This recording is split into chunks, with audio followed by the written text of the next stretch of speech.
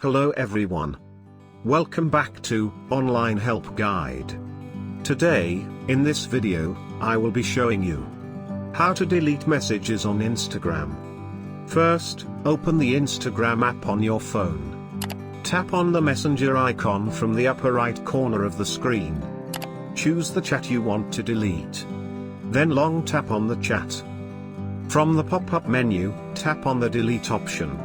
Now, confirm it by tapping on delete. And you will delete messages on Instagram. Thank you for watching Online Help Guide. Hope this video was helpful, and you're able to delete messages on Instagram. If you like our video, then don't forget to hit the like button on our video and comment down if you have any question or feedback.